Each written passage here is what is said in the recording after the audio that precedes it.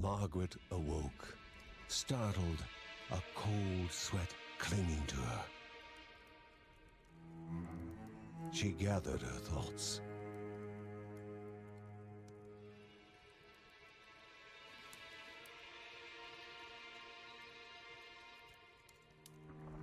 Aged wood creaked, echoing through the quiet rooms.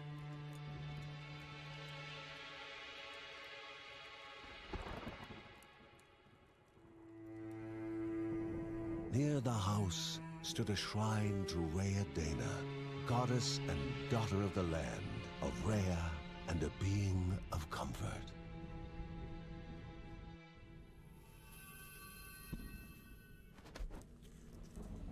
Margaret sought answers. But the goddess did not speak. There was only the faint whisper of something dark, something hungry.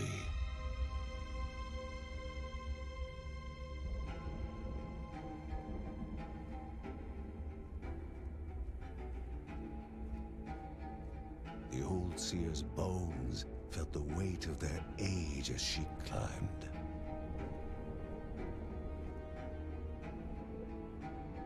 The only thought on her mind, has it begun again?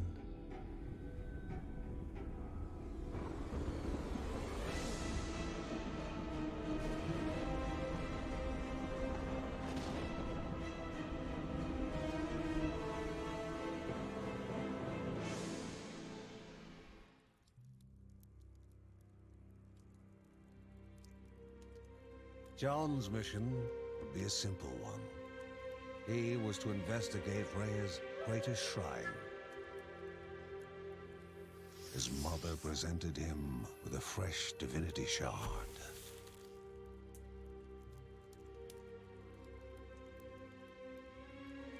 From his brother came a newly sharpened sword.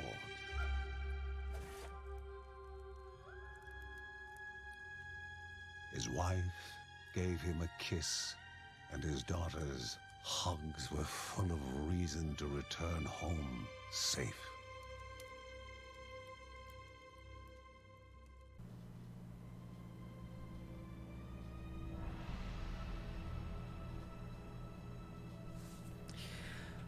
Hello everyone and welcome to Children of Morta. I know a little bit about this game because I've already tried to record this episode and I didn't have any game sound. Rhea, a land long forgotten, a place of unimaginable beauty. So, Children of Morta is a dungeon crawling roguelike. It first appeared as sludge given life, slithering creatures, small Left click and to attack. vile. But first we gotta get through the tutorial before we can do any dungeon crawling.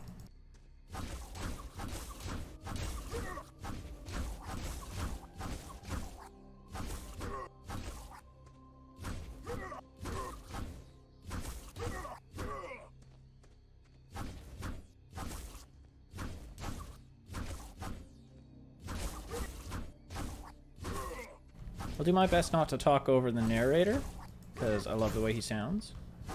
And we got a dead bunny rabbit right there. I think these are like evil monkeys. Ow. Jerk.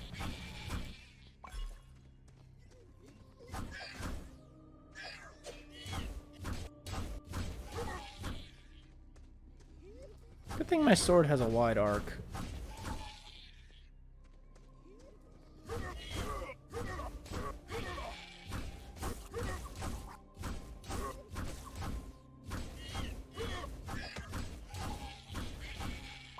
Phew. Now, I like myself a good roguelike game. A wall, impeding further progress.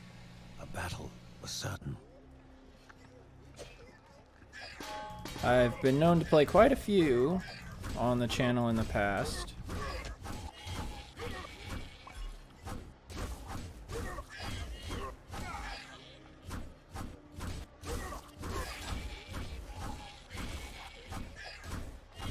You want to try and keep the enemies in your sword arc. Banished by light itself, the corruption abated, leaving the shard cold in hand, dark, in need of life. Ow!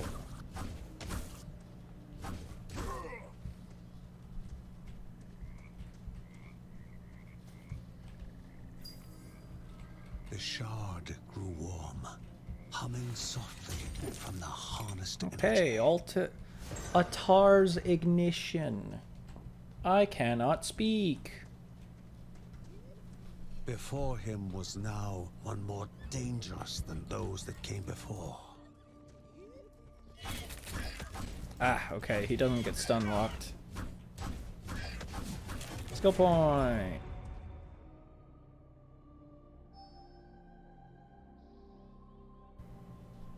Accept. So we have our right click now. Just to rain swords from above. This is a checkpoint. I don't think there are checkpoints in the main game. I think it's... Goblins, a familiar threat, albeit farther out than usual.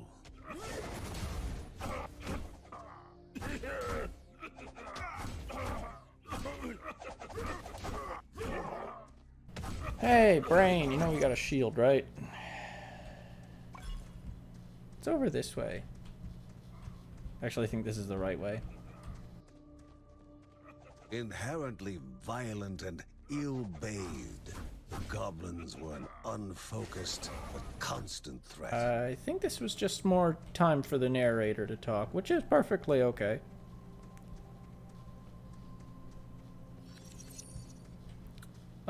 Yeah, I don't... Magnificent, but dangerous. A land of love found and of love lost. I don't recall seeing any checkpoints in the actual game. Just the tutorial.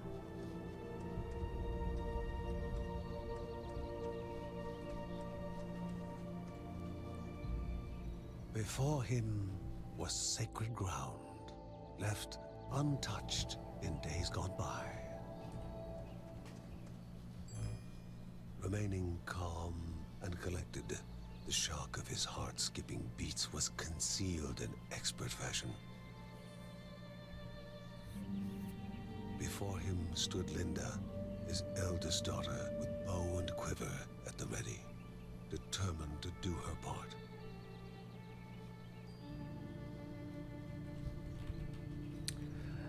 Electrocalypse.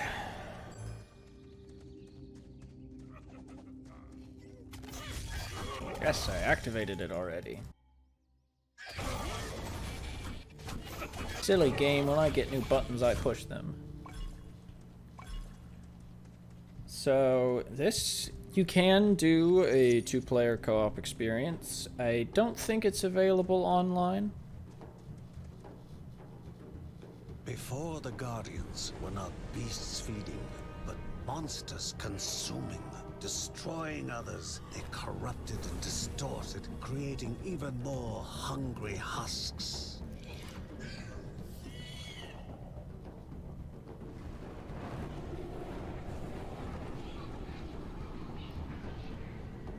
But as far as a solo player experience goes, you don't get to have an AI companion.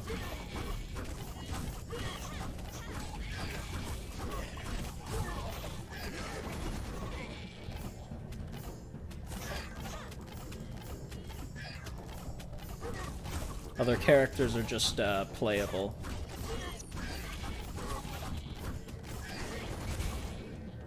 What happened to him? Both father and daughter gathered their thoughts, their hearts heavier than before. How would they explain what they had witnessed?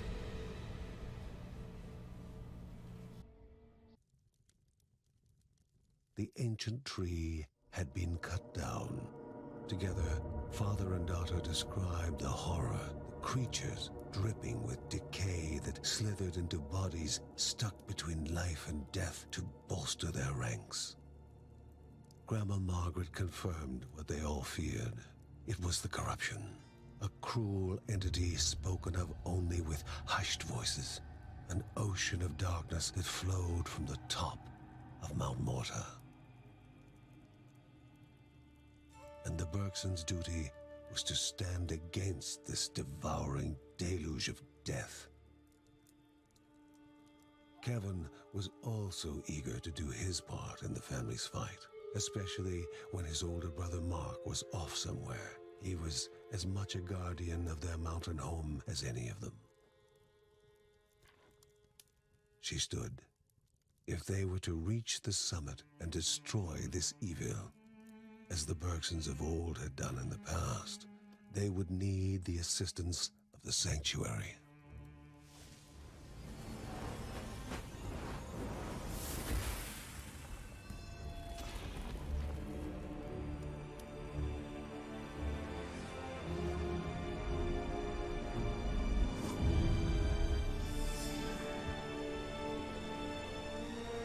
Have I mentioned yet that the art style is amazing? Given to the Bergsons by Rhea herself, the sanctuary was a gateway to the mysterious lands around the mountain. Margaret pointed to the huge crystal at the center of the den, revealing their next task: to activate it and open the way to the source of the corruption. And once Rhea's 3 spirits are gathered on the grounds, the only gate to the top of Mount Morta will open in this chamber. By himself, or with the assistance of those who loved him, John needed to gather the 3 spirits from their lands. Without them, he would not be able to stem the flow of the corruption. So that's the tutorial completed. Let's take a look around this place, because this game looks amazing. It really does. Let's also go upstairs.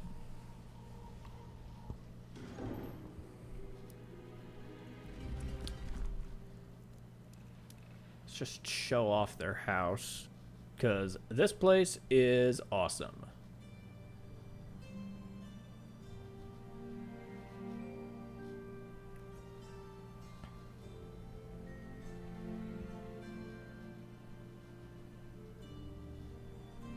Unfortunately, can't get that wide view. They got 2 ponds, tons of really nice trees. They got a swing.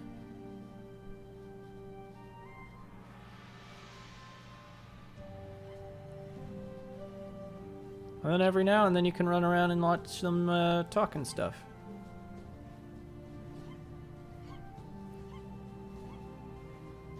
Here's their other pond. Cool little ruins, a well, obstacle course and training area.